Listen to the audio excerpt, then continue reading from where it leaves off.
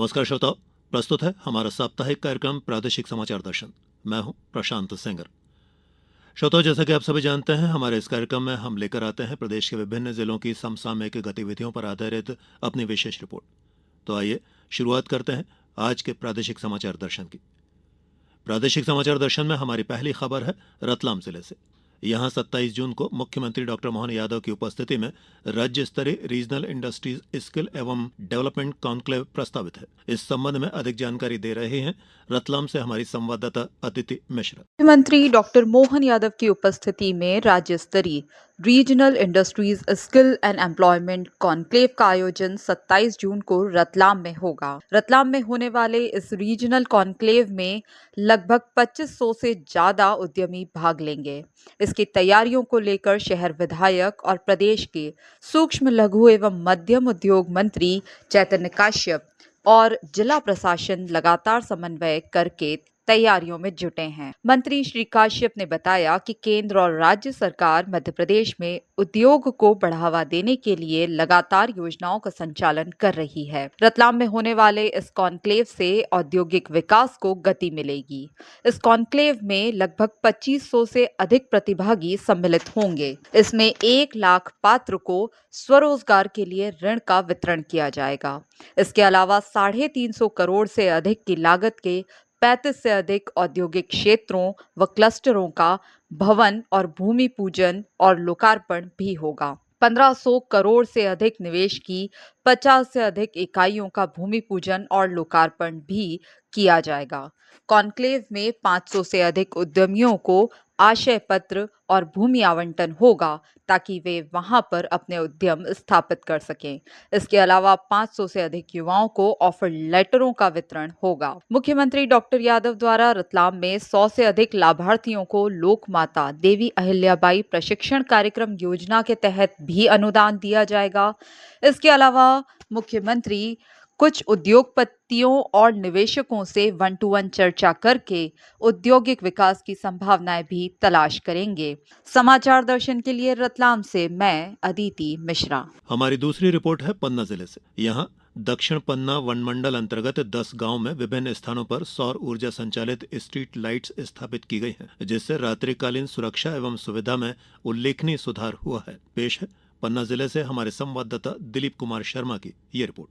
दक्षिण पन्ना वन मंडल द्वारा ग्राम विकास हेतु काष्ठ लाभांश राज्य से विविध कार्य किए जा रहे हैं। इन्हीं प्रयासों की श्रृंखला में वन मंडल अंतर्गत 10 गांवों में विभिन्न स्थानों पर सौर ऊर्जा संचालित स्ट्रीट लाइट्स स्थापित की गई हैं, जिससे रात्रिकालीन सुरक्षा एवं सुविधा में उल्लेखनीय सुधार हुआ है। ये गाँव कभी अंधकार में डूबे हुए थे, लेकिन अब वन विभाग के अभिनव पहल से रोशन हो उठे हैं। इस संबंध में डीएफओ अनुपम शर्मा ने जानकारी देते हुए बताया कि ये लाइट्स दिन के समय सूर्य की रोशनी से बैटरी चार्ज करती हैं और रात्रि में स्वतः एलईडी लाइट के माध्यम से प्रकाश प्रदान करती हैं और यह लाइट्स विद्युत आपूर्ति पर निर्भर नहीं होती हैं।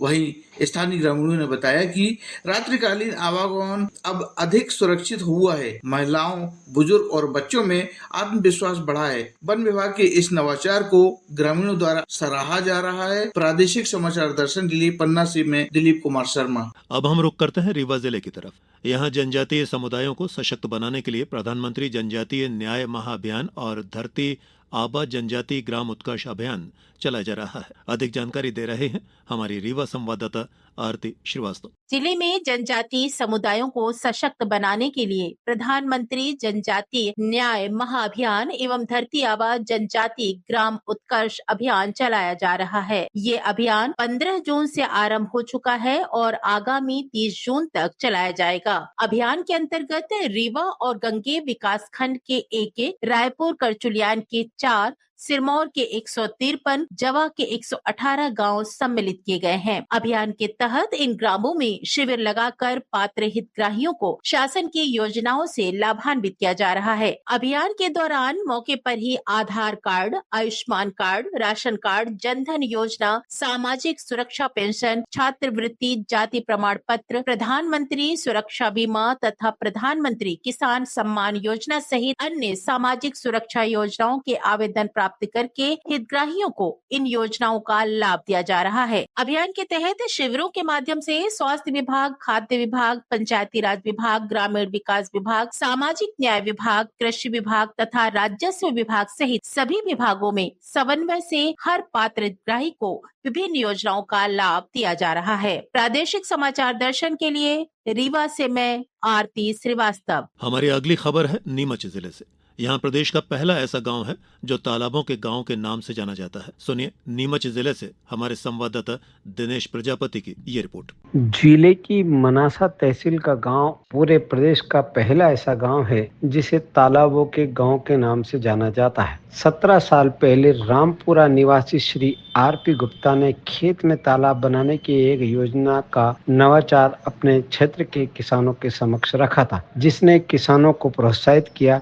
इसके बाद प्रदेश की बलराम तालाब योजना का शुभारंभ इसी गांव से हुआ। आज गांव में लगभग 350 तालाब हैं। सरकार की योजना बंद होने के बाद भी लगभग 100 से अधिक किसानों ने तालाब के लाभ को देखते हुए अपने खर्चे से तालाब बनाए। इसका सबसे बड़ा लाभ यह है कि किसान रबी के अलावा गर्मी की फसल भी इन तालाबों के सहारे ले रहे हैं और गांव को समृद्ध बना रहे हैं। सबसे अच्छी बात यह है कि किसानों ने ये तालाब इस ढंग से बनाए हैं कि खेतों तक पानी पहुंचाने के लिए बिजली की जरूरत नहीं होती है। यहाँ के किसानों को 2008 के पहले पानी की काफी किल्लत रहती थी। 2008 में बलराम तालाब योजना शुरू की, जिसे 5 साल में 150 किसानों ने अपने खेत पर ही तालाब बनवा दी। पहले साल में जहाँ किसान एक फसल ले पाते थे, वहीं अब 3 फसल आसानी से ले रहे हैं। ग्राम के सरपंच हन्नूबाई पाटीदार ने बताया कि गांव में लगभग हर किसान के खेत पर एक तालाब बना है, जिसका जल स्तर हमेशा बना रहता है। प्रादेशिक समाचार दर्शन, नीमच, दिनेश प्रजापति। प्रदेश के नरसिंहपुर जिले में एक जिला एक उत्पाद के तहत दाल की ब्रांडिंग करने का अभियान शुरू किया गया है।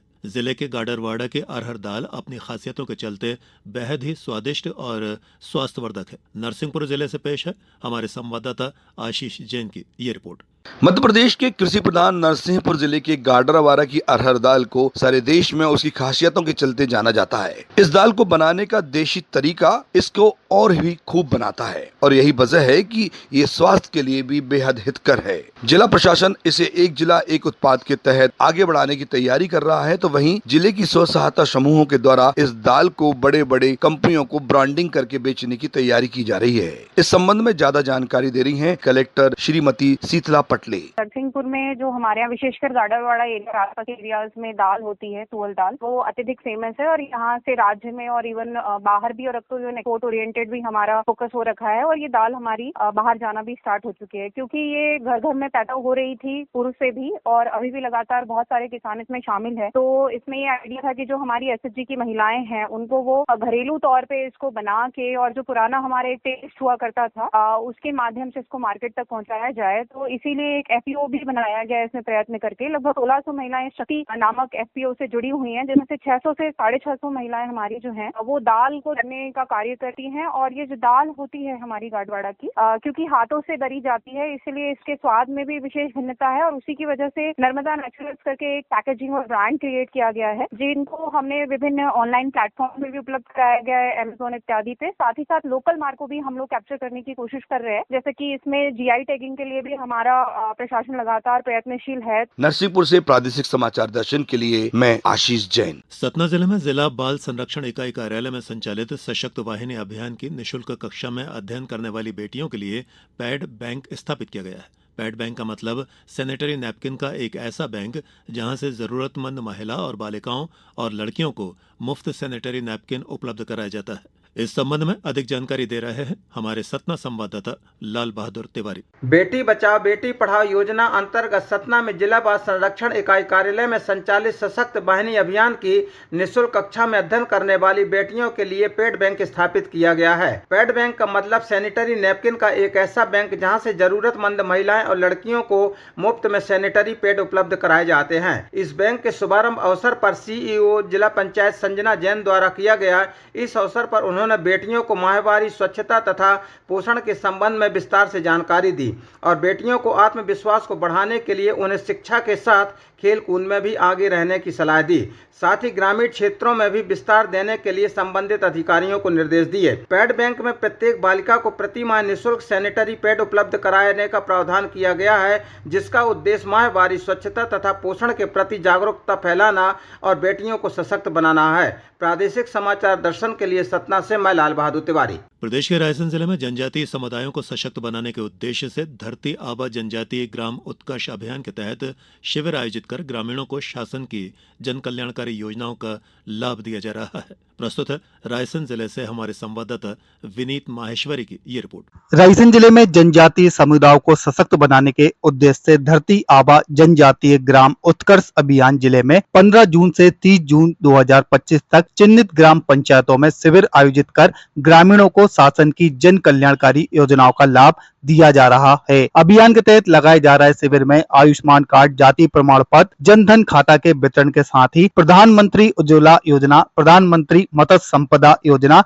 राष्ट्रीय पशुधन मिशन आदि योजनाओं की विस्तार से जानकारी प्रदान की जा रही है। जिला पंचायत की सीईओ एवं अभियान की नोडल अधिकारी श्रीमती अंजू पवन भदौरिया ने बताया कि धरती आबा अभियान रायसेन जिले में क्रियान्वित किया जा रहा है। केंद्र सरकार के निर्देश के अनुसार 15 जून से लेकर 30 जून तक रायसेन जिले के 97 गाँवों में कैंप जो है प्रतिदिन लगाए जा रहे हैं। इन कैंपों में जो 25 विभागों की विभिन्न योजनाएं हैं उनका लाभ देने के लिए हमने जिला स्तरीय नोडल अधिकारी बनाए जाकर विभागीय अधिकारियों को प्रत्येक कैंप में उपस्थित रहने के निर्देश दिए हैं। अधिकारी उनके विभाग की योजनाओं का लाभ हमारे जिले के 15,331 चिन्हांकित आदिवासी संवर्ग के हितग्राहियों को उपलब्ध कराना सुनिश्चित करेंगे और हमारा यह प्रयास रहेगा कि 30 जून तक हम 100% चिन्हांकित आदिवासी वर्ग के इन हितग्राहियों को इन समस्त योजनाओं का लाभ दिला सके। प्रादेशिक समाचार दर्शन के लिए रायसेन से मैं विनीत माहेश्वरी। प्रदेश के राजगढ़ जिले में एक पेड़ मां के नाम अभियान के तहत वृहद स्तर पर पौधरोपण का काम किया जा रहा है। इस संबंध में अधिक जानकारी दे रहे हैं हमारे राजगढ़ संवाददाता कमल बाबू खस। राजगढ़ जिले में एक पेड़ मां के नाम अभियान के तहत वृहद स्तर पर वृक्षारोपण किया जा रहा है। राज्य सरकार के राज्य मंत्री नारायण सिंह पंवार के नेतृत्व में जिले में बड़े पैमाने पर वृक्षारोपण किया गया। मंत्री नारायण सिंह पंवार ने बताया कि 10 पुत्रों के बराबर एक पेड़ है। हर व्यक्ति को अपने जीवन में कम से कम 10 पेड़ अवश्य लगाने चाहिए। समाचार दर्शन के लिए कमल खस, राजगढ़। तो श्रोताओ, ये था हमारा आज का प्रादेशिक समाचार दर्शन कार्यक्रम। आज के लिए इतना ही, फिर मिलेंगे इसी दिन इसी समय। दीजिए इजाजत, नमस्कार।